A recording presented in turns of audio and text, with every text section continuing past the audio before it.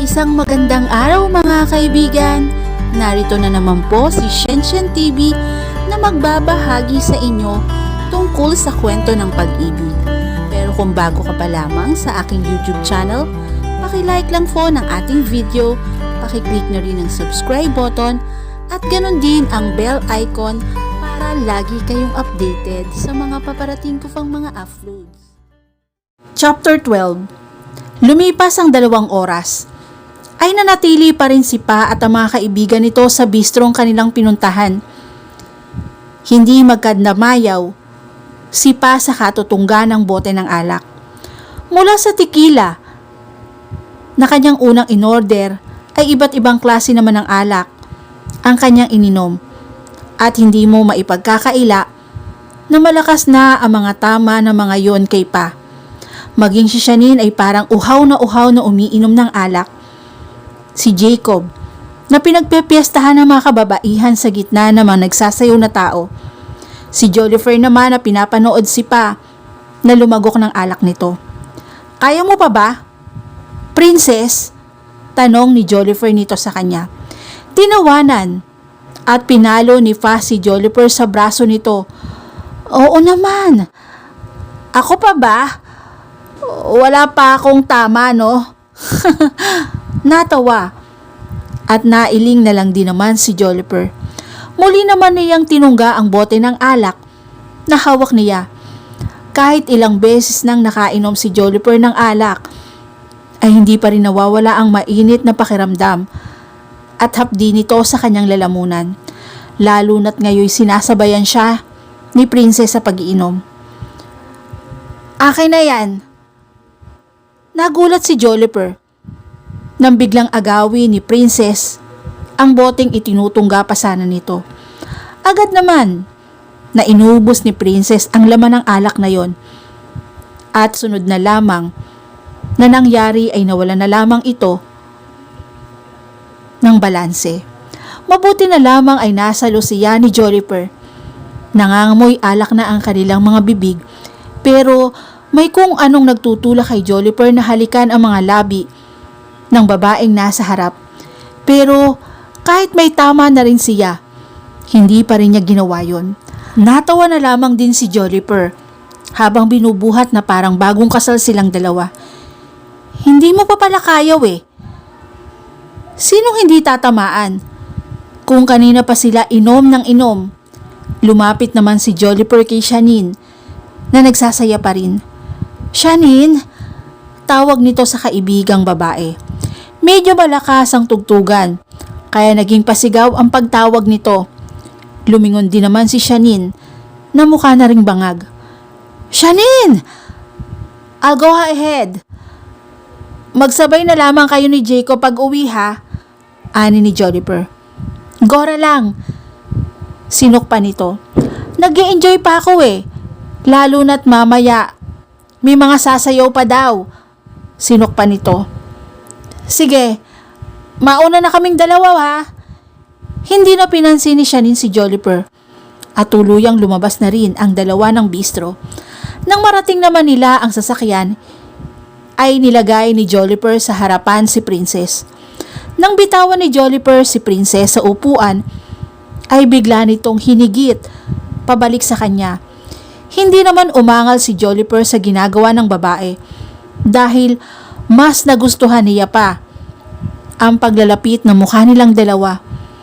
Napailing at ngisi na lamang din si Jollifer. "Want me, Princess? Later." Sinarado naman ito ang pinto sa gilid ni Pa at lumipat sa driver's seat.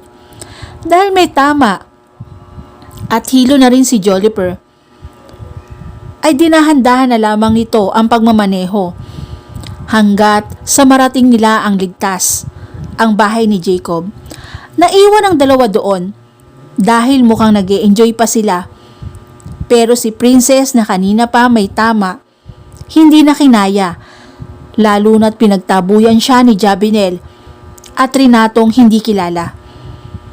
Nang magpark na si Jollifer sa kanyang sasakyan, ay lumabas na ito at binuksan ang pintuan sa tabi ni Princess. Nang mapark na ni Joliper ang kanyang sasakyan, ay lumabas na ito at binuksan ang pintuan sa tapat ni Pa. Mahimbing na natutulog si Pa. Masyadong maraming nainom si Pa, kaya ang bilis din umepekto ng tama sa kanya. Sabi ko kasi hinay-hinay lang, sabi ni Joliper, at binuhat naman si Pa. Sinipa naman ni Joliper ang pinto para makapasok silang dalawa sa loob at sinara niya muli ito. Diniretso naman ni Joliper ang babae sa guest room. Inihiga naman niya ito sa kama. Napaunat na lamang din si Joliper. Medyo mabigat din pala itong si Pa.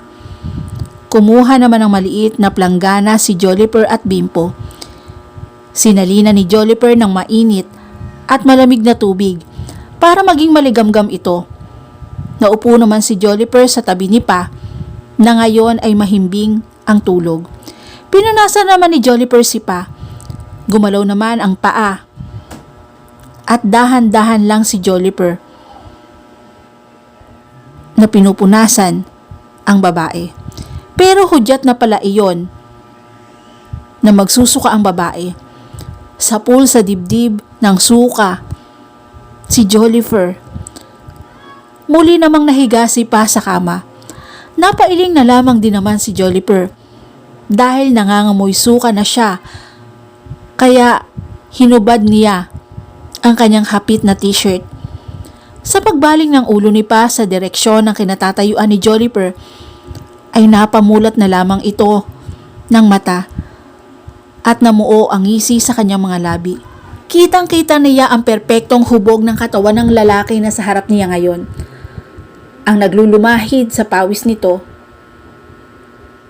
ang karug nitong dumadaloy patuloy sa loob ng kanyang pantalon. At ang bicep nito sa braso ay hindi mo nagugustuhin pang bitawan. Pinunasan din ni Joliper ang kanyang dibdib na nadikitan ng suka. Pagkatapos ay muli siyang lumapit kay Pa at itinuloy ang kanyang pagpuna sa babae. Hinawi ni Joliper ang buhok na humaharang sa mukha ni Pa at pinunasan nito ang bibig nito. Pinamumog din ni Joliper ang babae at tinuloy ang pagpupunas nito. Sa pagpunas niya sa mukha ay dumadaloy ang kanyang mga kamay sa dibdib ni Pa. Napaungol na lamang si Pa sa ginagawa sa kanya ni Joliper at sunod na lang na ginawa ng dalawa ay naglapat ang kanilang mga labi. Napalitan ng mainit na hininga ang dalawa. Naglaban ang kanilang mga dila. Wala na silang pakialam sa kung anong meron na nangyari kaninang tanghali dahil mas ginugusto nila na dalawa ang nangyari sa kanilang dalawa ngayon. Bumitaw si Joliper sa paghalik kay Pa at ang kanyang tinanggal ang sinturon sa kanyang pants. Sunod niyang tinanggal ang kanyang pantalon at binalikan ang mga labi ni Pa. Walang paawat na hinalikan ni Joliper ang babae. Tila parang wala sila sa sarili kung magbigay ng romansa sa bawat isa. Nagiinit ang kanilang mga katawan. Nanginginig sa sobrang pananabik ang dalawa. Ang amoy ng alak ay nagpasalin-salin sa kanilang dalawa. Inangat ni Joliper si Pa at tinanggal ang mga saplot nito sa katawan. Ang naiiwang mga saplot sa kanilang katawan ay kanila nang tinanggal. Mas nabuo ang ngisi sa buong labi ni Pa nang makita ang kabuuan ni Joliper. Akin ka lang. Agad na hinigit ni Pa ang ulo ni Joliper at sunod-sunod na binigyan ng kanyang mainit na halik. Hindi yun pinalampas ni Joliper, kundi mas diniinan niya ang bawat halik sa malalambot na labi ng babae. Ready ka na? Ngisi ni Joliper. Napangiti na lamang si Pa sa sinabi ni Joliper. Unti-unting pumasok si Joliper sa kabuuan ni Pa. Sa pag-ungol ni Pa ay mas ginanahan si Joliper na pasayahin at painitan ang kanilang gabi. Sa bawat pag-indayog ni Joliper ay hindi na niya pinakawalan ang mga labi ni Pa habang ang mga kamay nito ay nasa gilid ng ulo niya. "Jollifer, you are good. You are so good," she moaned. "I know, Pa," he smirked. And at last, when they reached their climax, nahiga si Jollifer sa tabi ni Pa at nagyakapan ang dalawa. "Hindi ko alam na ganito ka pala, Jollifer." "Wala pa nga to, princess. Nagsisimula pa lamang tayo. Sana ikaw na lang pala. Gusto mo?" Inubog na lamang ni Pa ang kanyang ulo sa dibdib ni Jollifer. Ramdam pa rin ang init sa kanilang dalawa. "Ang sarap mong humalik," ungol pa ni Pa. "Alam kong kaadikan mo talaga to." Pagmamayabang pa ni Jollifer. "Akin ka na nga." Muling hinalikan ni Pa si Jollifer at muli silang nagsalitan ng laway at maiinit na hininga. "Jabinel," ang sinabing iyon ni Pa ay tila napakunot noon na lamang si Jollifer, pero hindi na niya pinansin kundi ibinigay ang hinihingi muli ni Pa sa kanya. Nagising na si Pa sa katok sa pinto ng kwarto ng guest room. Nang bumangon na naman siya at kinusot ang mga mata at nanlaki ang kanyang mga mata nang makita niya si Jollifer na natutulog sa tabi niya. Tinitigan ni Pa ito.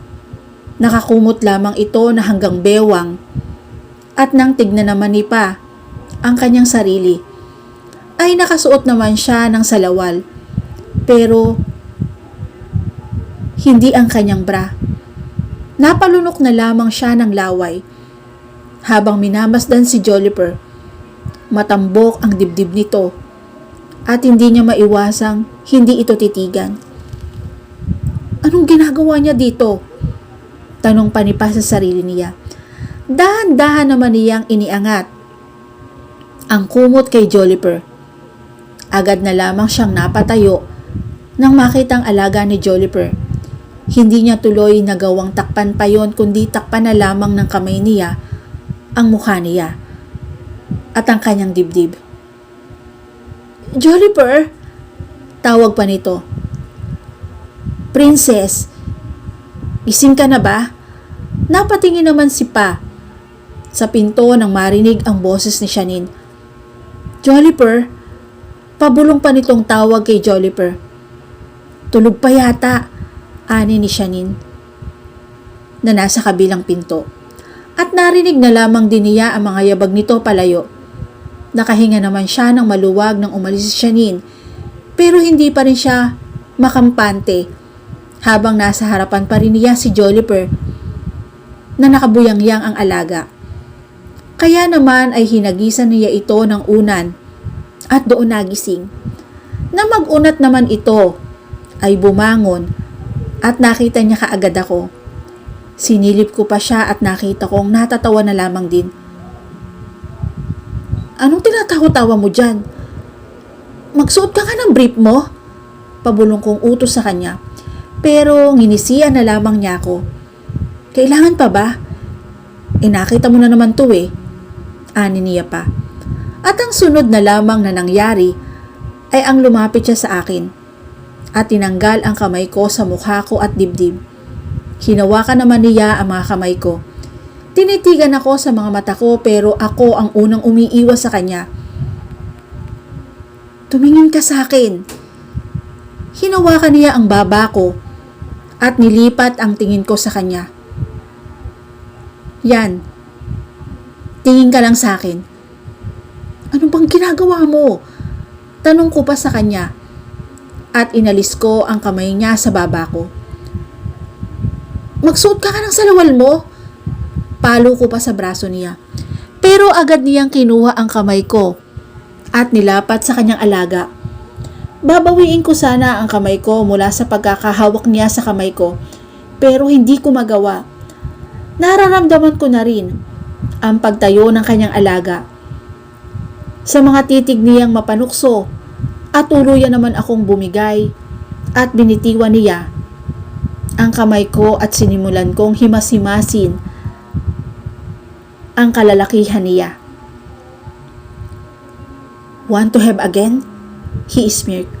Pero biglang namuo ang ngisi sa labi ni Pa at tinulak si Joliper pahiga sa kama. Nagulat si Joliper sa ginawa ni Pa sa kanya at kanyang tinanggal ang kanyang salawal. Gumapang si Pa sa ibabaw ni Joliper at muli silang naglaro ng kanilang pagnanasa.